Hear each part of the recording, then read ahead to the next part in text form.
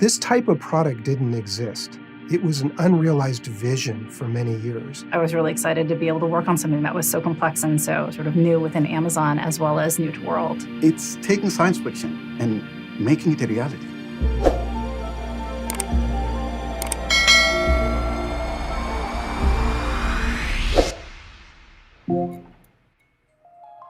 In one of the senior management meetings, we talked about, does anybody in the room think that in 5, 10 years, you're not going to have robots in your home? And everybody's like, yeah, we are.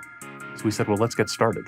So that's when we really started to get into a lot of the fun experiences around sort of inventing what the customer experience should be for a feature that was just a line on a piece of paper prior to that. We've pulled together technologies from all these different areas to build something that so many roboticists have been dreaming about or thinking about. The question wasn't, should we build it, but why wouldn't we?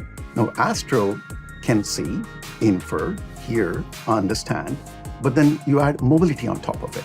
Astro is a robot that can go up to 1 meter per second. It has to detect walls. It has to detect challenging situations. This is going to be an autonomous device that's driving around your home. We had to make sure that there was a system that was always looking out and can stop Astro at a moment's notice. SLAM is simultaneous localization and mapping. This is a standard term used in robotics. It's an old problem. It's not a new problem. The complexity is immense. It's well known in the SLAM community that people will sort of say, we solved the math 20 years ago. We still haven't figured out how to do it. And this is a great example of how you've actually taken the math and deliver a truly impressive system. The robot has these cameras, and it'll look around, and it'll find points. And it's able to see if it recognizes where it is in this cloud of points in space. Astro is doing millions and millions of calculations every second.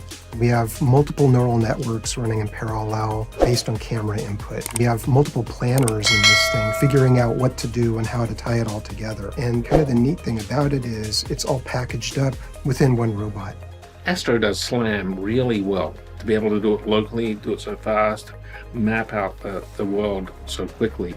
I'm really impressed. Navigating autonomously and building a map of its own, I mean, that is incredible. We took inspiration from science fiction and movies and cartoons, places where people had looked into the future and thought about what could it look like to have something in the home to help you. We wanted to create a personality. Out of the top 100 robots that people love, only 5 of them didn't have eyes. It's effectively this universal symbol for communication, and we were able to communicate a lot of things that we otherwise wouldn't necessarily have been able to. Also, we got to really think about, what should a robot sound like? Phonemes and motifs and, creating chords. Most consumer electronic devices are just nuts and bolts.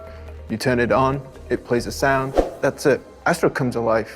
This is our first robot, not our last robot. I think I'm excited to be able to launch Astro and share this with my friends and family and point to Astro and say, this is what I worked on. It's unlike anything I've ever done before. And the technology that we have built, I look at as foundational. Oh, Astro is a huge step forward. The next question will be, when can I get one?